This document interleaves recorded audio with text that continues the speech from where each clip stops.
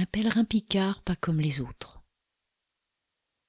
Le 26 juillet 1726, Guillaume Magnier quitta son village de Carlepont, près de Noyon, pour Saint-Jacques de Compostelle, où il arriva après 3 mois de marche.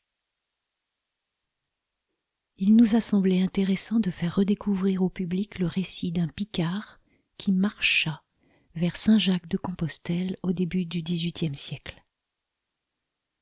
D'heureuses circonstances permirent au manuscrit de traverser les siècles sans être abîmé, détruit ou égaré dans cette Picardie qui vit disparaître tant d'archives à cause des guerres dont son territoire fut trop souvent victime.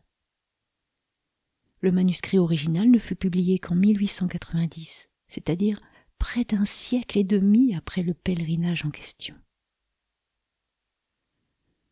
Originaire de Carlepont, village situé dans l'actuel département de l'Oise, à 7 km au sud de Noyon, en forêt d'Ourscan.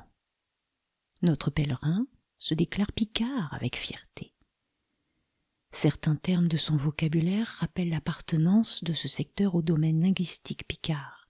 C'est l'un des aspects les plus attachants de ce journal de route. L'auteur du récit, un tailleur d'habits nommé Guillaume Magnier, nota son itinéraire et les événements qui eurent lieu durant le parcours. Le texte fourmille d'anecdotes qui nous font découvrir le quotidien d'un pèlerin du XVIIIe siècle et maintes détails sur les localités traversées, les habitants rencontrés, les coutumes régionales. Comme le baron de Bonneau-Douai, premier éditeur du manuscrit, l'a souligné, l'intérêt du récit réside d'abord dans sa précision. Magnier a relevé le nom de toutes les localités situées sur son itinéraire. Malgré une orthographe peu rigoureuse et souvent phonétique, les toponymes sont identifiables. Les textes publiés ultérieurement par d'autres pèlerins seront souvent moins détaillés, d'où l'intérêt documentaire de ce témoignage populaire de première main. À cela s'ajoute une naïveté et une sorte de jubilation dans les propos qui rendent le narrateur bien sympathique.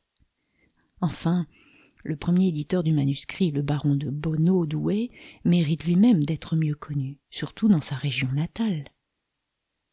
Membre d'une famille de la vieille noblesse picarde, il fit partie de l'élite intellectuelle locale du XIXe siècle. Guillaume Magnier et ses compagnons de route, Jean Herman, Antoine Vaudry et Antoine de la Place, surnommé bientôt Delorme, quittent très officiellement Carlepont le 26 juillet 1726. Ils possèdent leurs certificats de pèlerins établis respectivement par le curé du village, l'évêque de Noyon et le maire de la même ville. Avant leur départ, une messe a été célébrée à leur intention, selon la coutume. Guillaume prend des notes en cours de route. Il ne les mettra en forme que 10 ans plus tard, ajoutant ici et là quelques passages recopiés dans des guides de voyage. Se livre-t-il à cet exercice de rédaction pour le plaisir de garder le souvenir de son périple? Pour le transmettre à ses descendants? Pour passer à la postérité? Nous l'ignorons. Mais cette volonté d'écrire est d'autant plus méritoire que le modeste tailleur n'a rien d'un homme de lettres. La carte de l'itinéraire suivi par Guillaume Magnier montre qu'il emprunte très logiquement la route de Paris, première étape marquante de son périple. Il séjourne durant 3 jours dans la capitale, le temps de faire viser son passeport par le gouverneur de la place, le duc de Gesvres. Les formalités administratives pour passer d'une juridiction à l'autre sont obligatoires. Puis, ce sont les villes d'Étampes, Orléans, Blois, Amboise, Poitiers, Saintes, Bordeaux et Bayonne. Le pèlerin scrupuleux note les curiosités propres à chaque localité ou région. Ainsi, la statue de cette pucelle, qui se nommait Jeanne d'Arc, à Orléans, le fort beau château de Blois, la grande quantité de caves hors de la ville dans des rochers, près d'Amboise, le pavé de Poitiers, fort petit et pointu comme celui de Verdun, le port de Bordeaux qu'il décrit comme une forêt de bois pour la quantité de mâts de vaisseaux qui remplissaient ce port au nombre de plus de 200. Les Landes, où les vachers sont obligés de marcher avec des échasses de 3 ou 4 pieds de hauteur de l'eau, lui semblent le pays le plus ennuyeux du monde. Guillaume remarque la récolte de résine sur les troncs des pins. La forêt de pins et la pratique du gémage existaient déjà au début du XVIIIe siècle.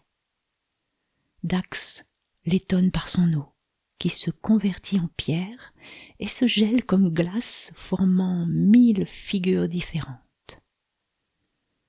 La ville est à peu près comme Noyon, précise-t-il un peu plus loin. Il compare à plusieurs reprises les villes qu'il traverse à celles qu'il connaît le mieux, Noyon. L'arrivée dans une localité réserve parfois des surprises. Le spectacle peut être impressionnant comme à Blois.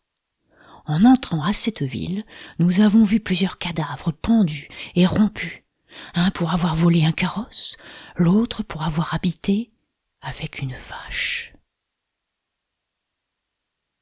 Dans certains cas, la surprise se révèle agréable, comme à Axinthe, où un habitant originaire de Carlepont, mais établi à Saintonge depuis son mariage avec une Rochelaise, est tellement heureux de voir ces 4 Picards qu'il croyait que ce fut un rêve. Ce soir-là, ils dînèrent et couchèrent splendidement. Un peu plus loin, à la Jarre, la rencontre est d'un autre ordre. Nous avons vu un homme roué, en chemise fine, de la compagnie de cartouches nommée Bride les Bœufs, et son garçon Bride les Vaches. Après avoir noté l'information et sans plus de commentaires, Guillaume passe à l'étape suivante, preuve que le spectacle n'est pas inhabituel à l'époque.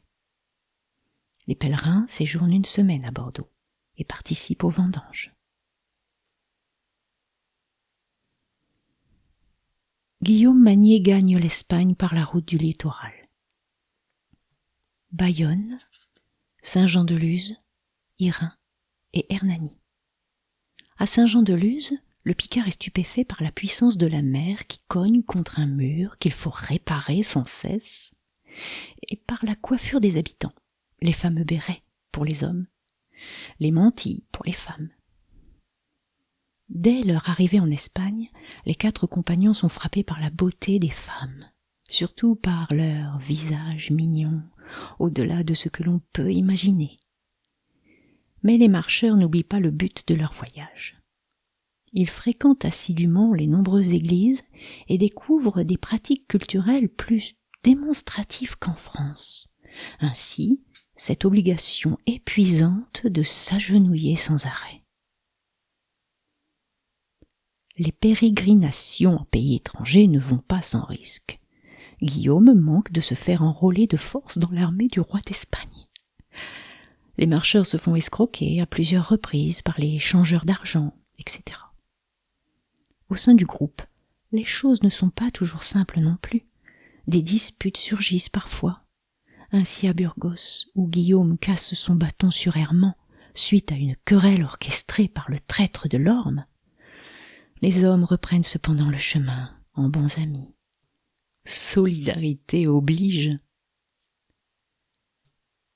Comme en France, Guillaume note ses étapes et tout ce qu'il remarque, y compris dans le domaine culinaire. À Mansilla de Las Mulas, Guillaume voit pour la première fois des cosses en façon de ces grosses goëttes rouges ou haricots que nous voyons en France, qui ne se plantent que par curiosité. C'est poivrons que l'on appelle en Espagne. Plus loin, il précise que la méthode de ce pays pour mettre le vin, c'est dans la peau de bouc, apprêtée pour cela. Le robinet est la pâte du bouc. Quelques histoires sentimentales les obligent à quitter parfois une localité plus rapidement que prévu. Ainsi, à Cacabelos ou de l'Orme, s'amusant à caresser les espagnolettes, a manqué d'être sabré par 2 officiers d'infanterie espagnols, n'eût été les excuses que je leur ai faites pour lui. Le 1er novembre 1726, après 3 mois de marche, à raison de 5 à 6 lieues par jour, soit une vingtaine de kilomètres, les 4 Picards arrivent à Saint-Jacques-de-Compostelle. Cette ville est à peu près de la grandeur de la ville de Noyon, située entre des montagnes, écrit Guillaume Magnier en nous livrant sa première impression générale. Le baron de Bonneau voit là une exagération que le patriotisme ne suffit pas à excuser. Saint-Jacques, comptant alors 28 900 habitants, c'est-à-dire bien plus que le Noyon d'alors. Poussé par le goût des voyages, Guillaume ne revient pas directement de Saint-Jacques.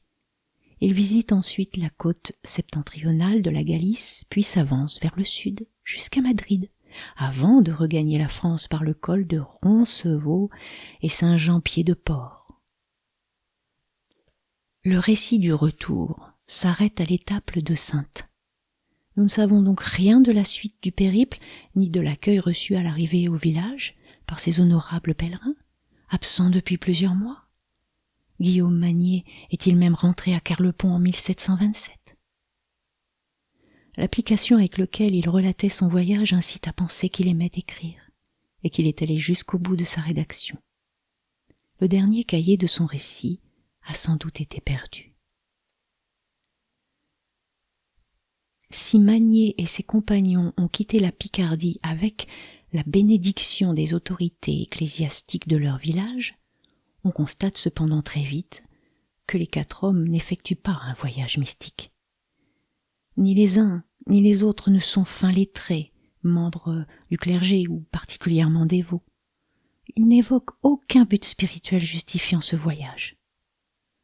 En homme franc et direct, Guillaume nous explique qu'il part presque par nécessité. Il a conçu l'idée de son périple lorsque 4 petits garçons qui venaient de Saint-Claude en Franche-Comté firent étape à Carlepont dans le cadre d'un pèlerinage. Lui-même avait des dettes envers son capitaine, et il n'était pas en mesure de les rembourser. L'éloignement momentané sous le prétexte d'un pèlerinage lui sembla donc un motif aussi honorable que salutaire. Le récit n'est pas celui d'une aventure intérieure, mais un journal de voyage à thème. Si nous l'ignorions, nous apprenons ainsi qu'un pèlerinage ne s'appuie pas forcément sur un mobile exclusivement religieux et profond. L'attrait de la découverte de nouvelles contrées, l'assurance d'être accueilli partout avec un certain respect, celle de trouver assez aisément le gîte et le couvert, le goût de l'aventure enfin, tels pouvaient être les motifs de certains pèlerins. Joël Désiré Marchand, ingénieur d'études en cartographie à l'université de Picardie Jules Verne.